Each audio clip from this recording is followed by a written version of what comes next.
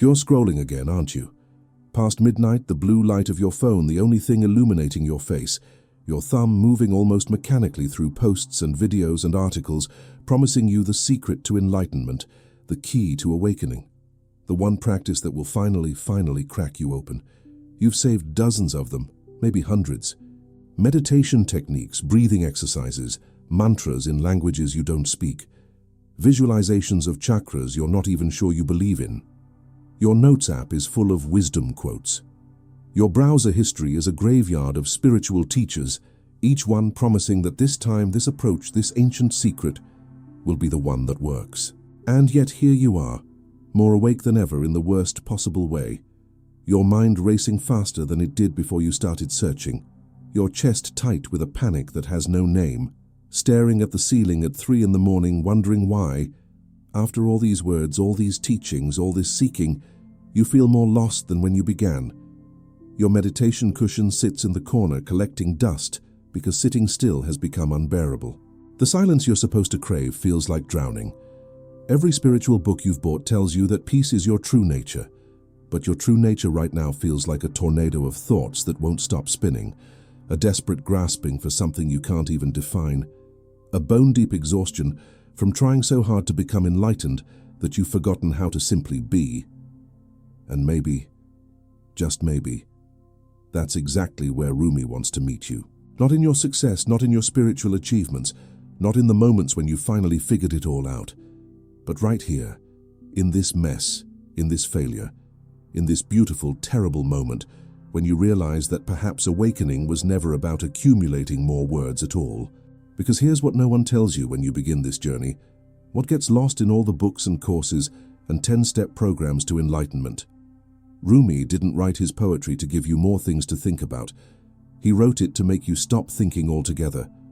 Every single verse, every ecstatic image of wine and taverns and spinning dervishes, every paradox that makes your logical mind short-circuit, it's all designed as a trap, a beautiful trap, to catch your mind in the act of grasping and show you that the thing doing the grasping is the only thing standing between you and what you're seeking. You see, we've turned spirituality into another achievement, another item on the list, another way to prove we're doing life right. We collect teachings like trophies. We compare meditation streaks. We humble brag about our retreats and our teachers and how many hours we've sat. We turn the pathless path into a career ladder. And somewhere in all of that, we miss the entire point. Rumi knew this. He watched it happen in his own time, watched seekers become scholars, watched the flame of direct experience get replaced by the smoke of second-hand knowledge, watched people trade the tavern of annihilation for the library of accumulation. And it broke his heart. Because he knew with every fiber of his being that you cannot think your way into awakening any more than you can think your way into falling in love. You cannot study presence. You cannot memorize being. You cannot get a PhD in now. But we try, don't we? God, how we try. We read about the present moment while being completely absent from it. We study non-attachment while clinging desperately to our spiritual identity. We memorize quotes about silence while our minds never stop their commentary. We attend workshops on letting go taught by teachers who have clearly not let go of needing to be seen as teachers. We join communities dedicated to egolessness and then judge everyone who isn't as egoless as we are. The irony would be funny if it wasn't so painful, if it wasn't keeping so many of us locked in a prison we've decorated with spiritual posters and convinced ourselves is freedom. And you know this. You know this because you've been there. You're there right now. You can feel it, can't you? That gap between all the wisdom you've consumed and the actual lived experience of your life. That disconnect between what you know intellectually about presence and the fact that you haven't been truly present for anything in months, maybe years. You know you should be grateful, but you're not. You know you should be at peace, but you're anxious. You know you should be living in the now, but you're constantly either replaying the past or rehearsing the future. And then you feel guilty about that gap. And then you feel spiritual shame, and then you consume more teachings to fix the shame. And the wheel keeps spinning, the hamster keeps running, and you keep getting more exhausted while convincing yourself you're making progress. Rumi saw you. 800 years ago, in a completely different world, speaking a completely different language, he saw you. He saw the seeker who mistakes the menu for the meal. He saw the one who thinks that reading about water will quench their thirst. He saw the person who has become so sophisticated in their spiritual understanding that they've lost the capacity for the simple, devastating, revolutionary act of just being here right now, without commentary, without improvement, without any agenda whatsoever. And he didn't judge it. He didn't shame it. He had infinite compassion for it, because he'd been there himself. Before Shams, before the transformation, Rumi was a respected scholar, a man of immense learning, someone who had mastered the texts and could discourse brilliantly on the nature of divine reality. And he was absolutely, completely, utterly asleep. Not asleep in the sense of being unaware that he was asleep, which would have been easier. No, he was asleep in that much more painful way of knowing intellectually that there's more but being unable to access it, like being trapped outside a party you can hear but can't enter, like watching your own life through soundproof glass. And then Shams arrived. Wild Shams. Unpolished Shams. Shams who had no patience for spiritual theatre, who didn't care about Rumi's credentials or his library or his reputation. Shams who looked at this accomplished scholar and basically said, "All of that is noise. All of those words are walls. You've built a fortress of knowledge and called it wisdom, but you're dying of thirst inside your own well." And whatever Shams did, whatever alchemical transmission occurred between them, it shattered Rumi. Not gently, not gradually. He didn't slowly evolve into a mystic poet. He was destroyed. The man who walked into that meeting was not the man who came out. Something died in that encounter. Something had to die. And what emerged was not someone who had better answers, more refined concepts, a more sophisticated philosophy. What emerged was someone who had stopped seeking answers altogether and started living the question. Someone who had given up trying to understand presence and simply became it. Someone who had surrendered the exhausting project of self-improvement and discovered that they had always been exactly what they'd been searching for. But here's where we make our mistake. We hear that story and we think, I need to find my Shams. I need a teacher who will shatter me. I need a dramatic awakening experience. And we turn it into another thing to seek, another item to add to the list, another way to postpone actually being here. We spiritualize our avoidance. We make a meditation practice out of our resistance. We turn our very seeking into the thing that keeps us from finding. And Rumi, if he were here, would probably laugh at the absurdity of it. That beautiful, terrible, compassionate laugh of someone who sees the joke and knows you have to see it yourself, or seeing it means nothing. Because the transmission that happened between Rumi and Shams, the awakening that occurred, it wasn't about gaining something. It was about losing everything. Every idea Rumi had about who he was, every concept he'd accumulated about how spirituality works, every technique he'd mastered, every text he'd memorized, every achievement he'd earned, all of it had to go. Not because it was wrong, but because it was in the way. Not because knowledge is bad, but because second-hand knowledge, no matter how accurate, no matter how sophisticated, no matter how ancient and revered, is still just a description of the territory, and no description, however detailed, can substitute for actually being in the territory yourself. Think about it. Really think about it. When was the last time you were fully here?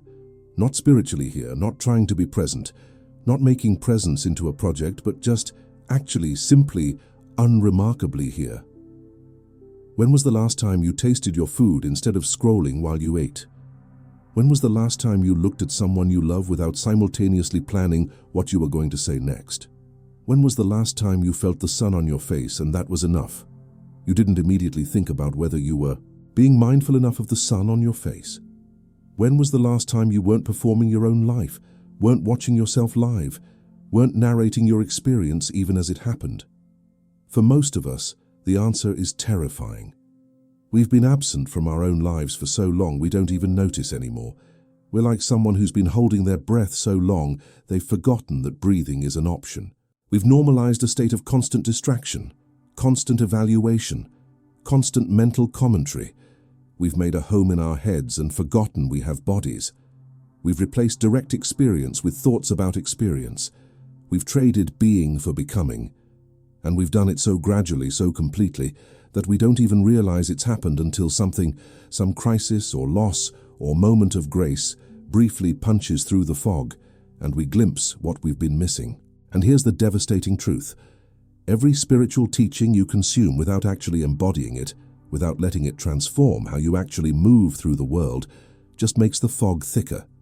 Every book you read while absent from your own reading of it. Every meditation you sit through while waiting for it to be over. Every practice you perform while simultaneously judging your performance. Every teaching you nod along with while your mind is already racing ahead to the next thing.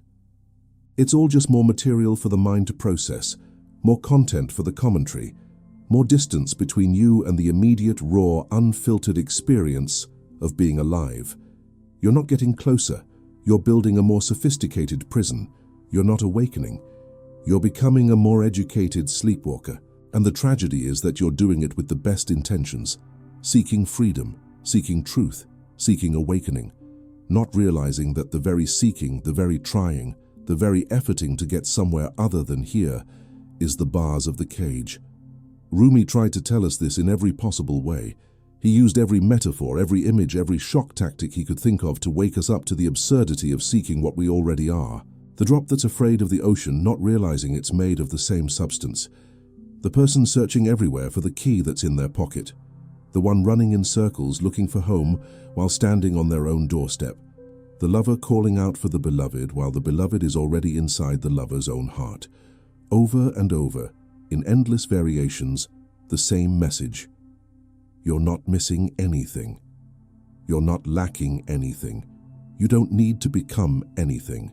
You just need to stop right now wherever you are and recognize what's already here, what's always been here, what could never not be here because it's what you are. But we can't hear it. Or we hear it intellectually, but it doesn't land.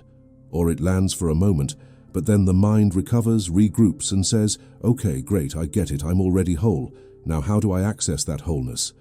What's the technique? What's the practice? Give me the steps.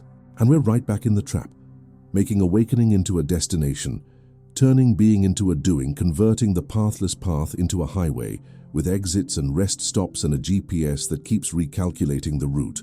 And Rumi, watching this, can only shake his head and try again, write another poem, tell another story, use another outrageous image of wine and dancing and madness, hoping that maybe this time, with this combination of words, the message will slip past your defenses and you'll finally stop trying so hard and just be. I can feel some of you getting frustrated now. You're reading this and thinking, okay, I get it, I'm seeking too hard, I'm trying too much, I need to stop. So how do I stop? What's the method for stopping? And do you see it? Do you see what just happened? The mind taking even the teaching about stopping and turning it into another doing, another technique, another thing to achieve. It's brilliant, really, the way the mind co-opts everything, the way it takes even the most direct teaching and filters it through its own agenda, its own need to be in control, to be the one who's getting somewhere, who's making progress, who's succeeding at spirituality. And we can't defeat it by trying harder. We can't outthink our overthinking. We can't use willpower to will away our willfulness. The only way out is surrender. And not the spiritual bypass kind of surrender where we pretend we've let go while actually clutching tighter, but real surrender, the kind that terrifies us, the kind where we admit we don't know, we can't control, we're not in charge, and we stop. We just stop right in the middle of whatever we're doing, and we let ourselves fall into this moment with no agenda, no goal, no idea of where it's going or what it means, trusting nothing and no one except the bare fact of being here now, alive, aware, present to whatever is presenting itself. That's what Rumi meant by the tavern. That's what he meant by divine drunkenness. Not some altered state you achieve through technique, not some special experience you earn through practice, but the simple, shattering recognition that happens when you stop running long enough to notice that what you're running toward has been running through you all along, that the presence you're seeking is the awareness that's seeking it, that there is no distance to cross, no gap to bridge, no journey to complete, because you never left, you were never separate. It was all an elaborate fiction that you believed so completely. You forgot it was fiction. And waking up from that fiction doesn't require adding anything. It requires subtracting everything. Every belief, every concept, every identity, every story, until all that's left is this, just this.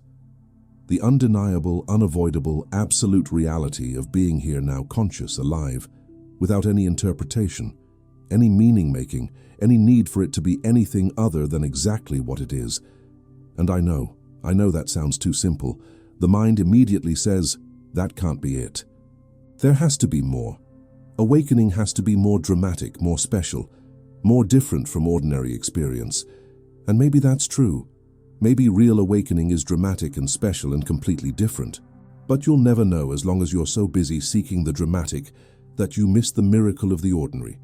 So busy looking for the special that you overlook the sacred that's hiding in plain sight. So busy wanting a different experience that you're not actually available for the experience you're having. Rumi didn't write poetry about someday. He didn't write about the enlightenment that's coming if you just work hard enough. He wrote about now. He wrote about presence. He wrote about the beauty and the terror and the absolute perfection of what is, not what should be, not what could be, but what is. Right here, right now, this moment that you're in, but not with, that you're experiencing, but not present to. That's happening while you're somewhere else in your head planning and worrying and remembering and imagining and completely, utterly, tragically missing the only thing that's real. So let me ask you something. And I want you to really sit with this question, not answer it immediately, not figure it out. Just sit with it. What would it be like to stop? Not someday, not after you finish this video or this article or this book, but right now. What would it be like to stop accumulating spiritual knowledge? What would it be like to stop seeking awakening? What would it be like to stop trying to be present and just be present? What would it be like to stop performing your spirituality and actually live it? What would it be like to give up the project of becoming a better, more evolved, more conscious version of yourself and just be, utterly and completely, whoever and whatever you are right now, with no apology, no justification, no story about where you're going or what it means? Just here, just this, just now. And before you answer, before your mind jumps in with all the reasons why you can't do that, why it's not practical, why you have responsibilities and goals and things you need to accomplish, before all of that, just notice what happens in your body when you consider it. Notice if there's a softening. Notice if something relaxes. Notice if just for a second there's a gap in the constant mental chatter, a breath of space, a moment of relief. That relief, that softening, that space, that's not nothing. That's not just your imagination. That's a glimpse of what Rumi is pointing to. What every true teacher has always pointed to. What's available every single moment if you stop. Just stop. Long enough to notice it. But we're afraid to stop, aren't we? We're terrified. Because stopping means facing whatever we've been running from. Stopping means feeling whatever we've been avoiding. Stopping means encountering ourselves without all the buffers and distractions and spiritual narratives we've constructed. And what if what we find there isn't peaceful? What if it's not blissful? What if the present moment when we actually show up for it is full of grief or fear or anger or emptiness? What if all our seeking has been a sophisticated avoidance of that simple, terrible truth? And here's what Rumi knew, what he tried to tell us in 1,000 different ways. That's okay. That grief, that fear, that anger, that emptiness, it's not a problem to be solved. It's not evidence that you're doing something wrong. It's not a sign that you need more practices or better teachers or different techniques. It's the weather of being human. It's what happens when you're actually alive instead of living in your head. And the paradox, the beautiful paradox, is that only by being willing to feel it, really feel it, without trying to fix it or understand it or transcend it, only by letting it be exactly what it is, do you discover that it's not actually solid, it's not actually permanent, it's not actually who you are. See, we think we need to get rid of difficult emotions to be spiritual. We think presence means feeling peaceful all the time. We think awakening means transcending the messiness of human experience. And so we use spirituality as another form of bypass, another way to avoid actually being with what is. We meditate to escape anxiety instead of meeting it. We practice presence to avoid feeling our grief instead of allowing it. We seek enlightenment as a way out of our humanity instead of a way into it. And it doesn't work. It can't work, because real presence, the kind Rumi embodied, isn't about feeling good. It's about feeling everything. It's about being so completely here that you're available for the full catastrophe of being alive, the joy and the sorrow, the pleasure and the pain, the beauty and the horror, all of it, without preference, without resistance, without any movement to change what is. And that's why words, even Rumi's words, even the most beautiful poetry ever written, can only take you so far. Because at some point, you have to stop reading about the ocean and jump in. You have to stop studying the map and take the journey. You have to stop collecting descriptions of presence and actually be present. And nobody can do that for you. No teacher, no technique, no teaching. You have to make that leap yourself. You have to be willing to not know. You have to be willing to fail. You have to be willing to look stupid and feel lost and have no idea if you're doing it right. Because there is no doing it right. There's only this moment, this breath, this sensation, this thought passing through, this feeling arising and falling, this continuous, ever-changing, never-repeating flow of experience that you are not separate from, that you cannot step outside of, that you are. Now I need to pause here because I know some of you are watching this and you've been carrying something heavy for so long that you've forgotten what it feels like to not carry it. You've read all the books, you've tried all the techniques, you've watched all the videos and you're exhausted. You're so tired of seeking, you're so tired of trying, you're so tired of failing to be as present or peaceful or awakened as you think you should be. And if that's you, if even a fraction of what I'm saying resonates with that tiredness, I want you to know you're not alone. There are thousands of us, maybe millions, who have turned spirituality into another form of self-torture, another way to feel inadequate, another mountain to climb that just reveals another mountain behind it. So if you're ready, even though your hands might be shaking as you type this, write in the comments, "I'm tired of seeking." Just that. I'm tired of seeking. You don't need to explain, you don't need to justify. But when you write those words, someone else who's equally exhausted, maybe on the other side of the world, maybe in their own middle-of-the-night moment of desperation, is going to read it. And for the first time in a long time, they're not going to feel like the only one who's failing at enlightenment. Sometimes healing begins when we discover that our most private struggle is actually the most universal one. Comment now while you still have the courage. And for those of you who aren't ready to comment, who still need to stay silent, that's sacred too. Rumi teaches that there's eloquence in silence, that sometimes the deepest presence is witnessed presence. And your being here matters even if you never say a word. Because here's what happens when we share our spiritual struggles. We break the spell of isolation that keeps us trapped. We discover that everyone, and I mean everyone who's on this path, has felt like a failure, has doubted whether they're doing it right, has wondered if they're the only one who can't seem to get it. The spiritual teachers you admire, they've been there. The people whose practice seems so effortless, they've struggled. The ones who seem so awakened, they have moments of complete unconsciousness. This is a human journey, and humanity means messiness, means falling down, means forgetting and remembering and forgetting again. And there's something profoundly liberating about admitting that, about letting yourself be seen in your struggle instead of only in your successes, about building a spiritual community based on honesty rather than performance.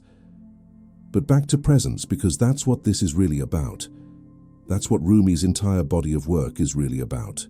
Not giving you new concepts to think about, but shocking you out of thinking altogether. And here's how you know if you've turned this into another spiritual concept. You're reading or listening to this, and you're thinking about presence rather than being present. You're analyzing whether you agree, whether this fits with what you've learned elsewhere, whether this is authentic Rumi or a modern interpretation. You're comparing this teaching to other teachings. You're planning what you're going to do with this information. And all of that is fine, it's just what minds do. But notice that while you're doing all of that, you're not actually here. You're not present to the sound of these words. You're not present to the feeling of your body. You're not present to whatever emotions might be moving through you. You're in your head, processing, analyzing, filing away for later use. And that's the trap. That's what keeps presence always just out of reach. Not because you're doing something wrong, but because the very mechanism you're using to try to get to presence is the thing that makes presence impossible. So what's the alternative? How do you be present? And see, Even that question is part of the trap. How implies technique, implies doing, implies effort, and presence isn't about doing, it's about undoing. It's about relaxing the constant effort to be somewhere else, someone else, something else. It's about letting yourself land right here, right now, in this body, in this breath, in this moment, that's already fully here whether you're present to it or not. And I can't give you a technique for that, because any technique I give you will become another thing your mind tries to do right, another thing to achieve, another way to miss the point. All I can do is keep pointing, keep saying in different ways, look right here, look at what's already happening, look at the consciousness that's reading these words, look at the awareness that's aware of thinking, look at the being that's being before you try to be anything at all. Rumi would take his students into the marketplace, not to the monastery, not to the meditation hall, but into the noise and chaos and mess of ordinary life. Because presence isn't about escaping life. It's about being so fully in life that life becomes the meditation. Every moment becomes the practice. Every encounter becomes an opportunity for presence, not because you're trying to be present, but because you've stopped trying to be absent. And how do we try to be absent? In so many ways. We check our phones every 30 seconds. We plan tomorrow during today. We replay yesterday during now. We eat while working. We walk while scrolling. We talk while thinking about what we're going to say next. We make love while hoping it will be different than it is. We grieve while thinking we shouldn't be grieving. We feel angry while judging ourselves for feeling angry. We live our entire lives one step removed from living, watching ourselves live, narrating our experience, turning everything that happens into a story about what it means instead of just letting it be what it is. And Rumi's poetry, when you really let it land, is an assault on that narrating mind. It doesn't make sense, it contradicts itself. It celebrates wine and drunkenness in a religious tradition that forbids alcohol. It describes annihilation as the highest achievement. It says, lose yourself, die before you die, become nothing so you can be everything. It's not meant to be understood. It's meant to short-circuit understanding, to crash the system, to create enough cognitive dissonance that for just a moment, the mind stops its incessant commentary and you fall into the gap, the space between thoughts, the silence that's always here underneath the noise, the presence that never left because it's what you are. But we domesticate Rumi. We turn his wildness into self-help. We take his most shocking statements and make them into Instagram quotes with sunset backgrounds. We use his poetry to feel spiritual while avoiding the real implications of what he's saying, which is that everything you think you are is a fiction, everything you think you need to achieve is already here, and everything you're doing to try to wake up is keeping you asleep. We make him safe when he was dangerous. We make him comfortable when he was disturbing. We make him fit our agenda when his whole teaching was about letting go of all agendas. And then we wonder why reading his poetry, even memorizing it, doesn't transform us. Because transformation doesn't come from words. It comes from the courage to let the words dissolve you, to let them challenge everything you believe about yourself and reality, to let them drag you into the terrifying freedom of not knowing, not controlling, not being anyone in particular. What if awakening isn't what you think it is? What if it's not some permanent state of bliss where you never have another negative thought? What if it's not about becoming someone special, someone evolved, someone who's transcended human struggle? What if awakening is actually the end of that whole project, the death of the one who wants to be awakened, the dissolution of the seeker into the seeking itself? What if presence isn't a state you achieve, but a recognition that happens when all your attempts to achieve it finally collapse? What if the whole spiritual search is the obstacle, and giving up the search is the doorway? And I don't mean giving up in despair. I mean giving up with relief, with a sigh of exhaustion, with the recognition that you've been carrying a burden that was never yours to carry, seeking something that was never lost, trying to become what you've always been. Rumi called this the pathless path. And it's not poetic language, it's literal. There is no path to where you already are. There's no journey to who you already are. There's no technique to access what's already here. Any path you follow takes you away from this. Any journey you undertake moves you from here to there. Any technique you practice reinforces the split between the one practicing and what's being practiced for. And yet we need paths, at least at first, because we're so convinced we're somewhere else that we need to journey back to here. We're so identified with who we think we are that we need practices to loosen that identification. We're so lost in thought that we need techniques to help us notice we're lost. The path isn't wrong, it's necessary. But there comes a point when the path itself becomes the obstacle, when the techniques become another form of avoidance, when the spiritual identity becomes another ego, more subtle, more sophisticated, but still an ego, still a way of maintaining separation, still a barrier to the immediate, intimate, undeniable reality of just being here. And you'll know when you've hit that point, because your practice will start to feel empty. The meditation that used to bring peace will feel like going through motions. The teachings that used to excite you will sound repetitive. The spiritual community that used to feel like home will start to feel like performance. And that's not a sign you're doing something wrong. It's a sign you're ready for something deeper, something that can't be taught, something that has to be discovered in the wreckage of all your spiritual achievements. It's terrifying and it's necessary, and it's what Rumi went through when he met Shams.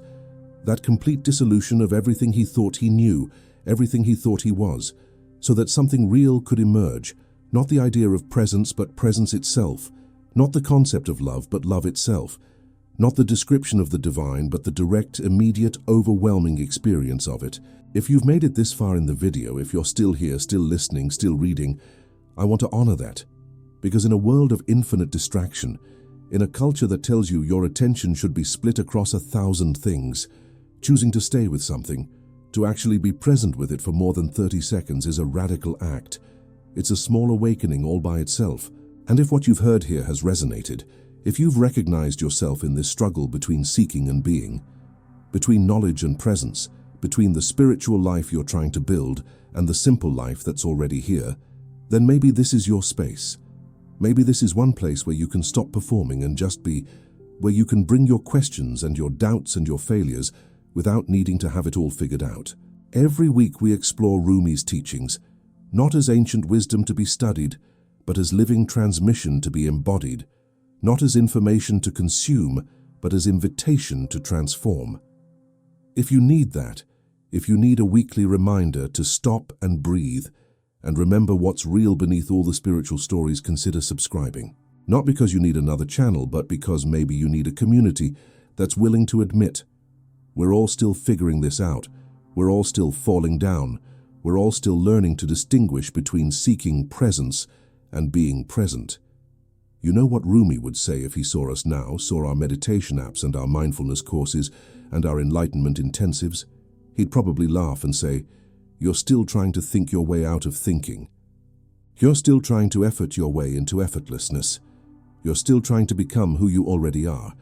And then he'd grab your hand and spin you around until you forgot who you were, until the dizziness dissolved your center, until there was only spinning, only movement, only the ecstatic surrender to something larger than your small self trying to stay in control. Because that's what the dervishes discovered. Sometimes you have to spin to find stillness. Sometimes you have to move to find the unmoving. Sometimes you have to lose yourself completely to find what you really are.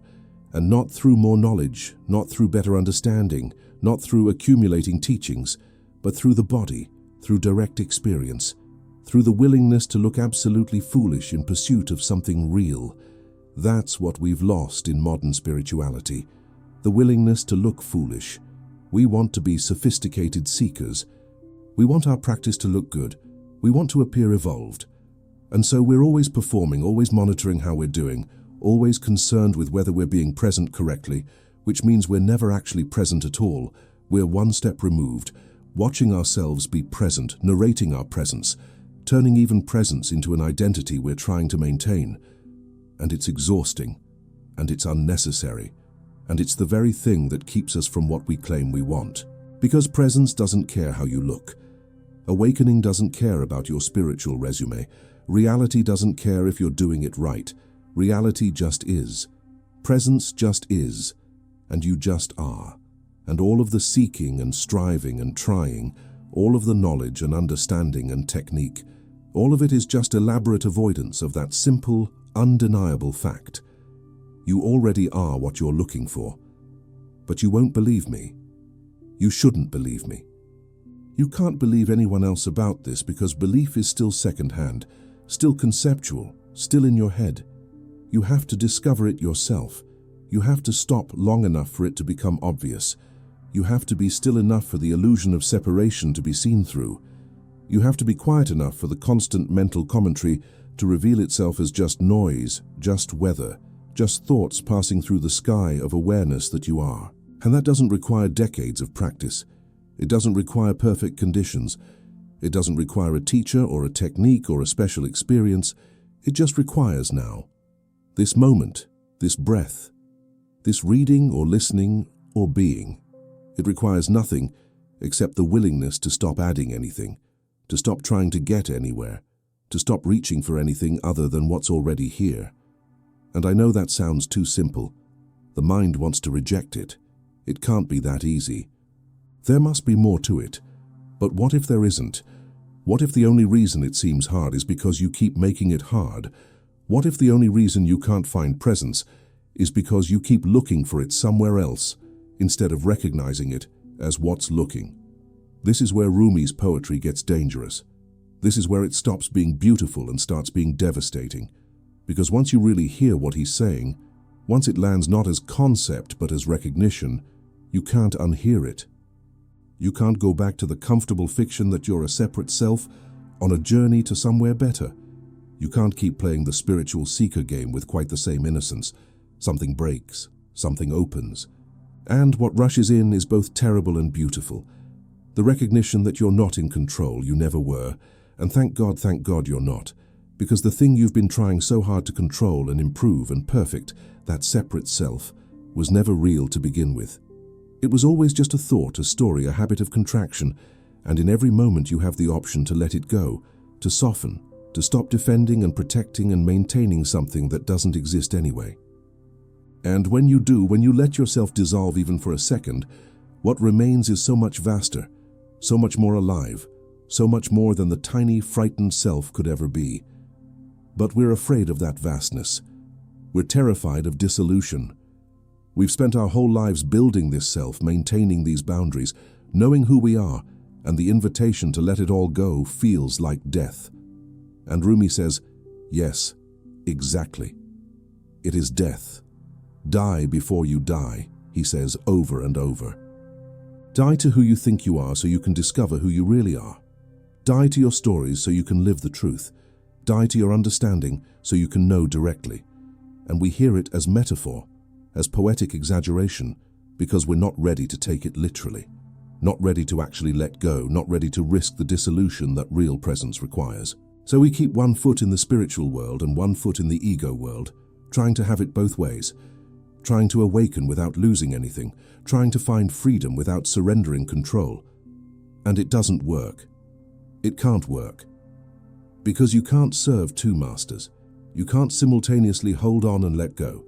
You can't maintain the separate self while realizing there's no separate self. At some point, you have to choose. Or rather, at some point, the exhaustion of trying to hold it all together becomes so great that the choice makes itself. You fall. You surrender. You stop. And in that stopping, that surrender, that fall, you discover what Rumi spent his whole life trying to tell us. The ground you were afraid to fall onto was what you've been seeking all along. So here we are, thousands of words later. Thousands of words about how words won't get you there. Thousands of words pointing beyond words. And maybe you feel frustrated. Maybe you wanted a technique, a practice, a clear path forward. Maybe this feels like it's just more concepts, more ideas, more things to think about when I keep saying thinking isn't the answer. And you're right. This is paradoxical. This is contradictory. This is exactly the kind of thing that drives the logical mind crazy. And that's the point. Rumi used poetry, absurdist images, logical impossibilities, not to teach you something, but to exhaust your trying to understand, to wear out the mind's compulsion to figure everything out, to create enough confusion that you give up and fall into the present moment out of sheer exhaustion of trying to get to the present moment. It's a trap, a beautiful trap. And if you felt even a flash of recognition, even a moment of, oh, I see what he's pointing to, even though you can't quite grasp it, can't quite hold it, can't quite make it stick, that's it. That's the thing, that flash, that recognition, that moment before the mind grabs it and tries to own it, and turn it into understanding. That's presence. That's awakening. Not some permanent state, but that flash, that recognition available every single moment if you stop trying to achieve it and just notice it's already here. Rumi isn't waiting for you to get it right. Presence isn't withholding itself until you're worthy. Awakening isn't a prize for good spiritual behavior. It's all already here, already available, already what you are, and the only thing between you and the recognition of that is the constant movement away from this moment, the constant reaching for something other, the constant belief that you're not enough as you are where you are right now. And maybe, just maybe, you can let that belief soften. Maybe you can give yourself permission to stop seeking just for a moment.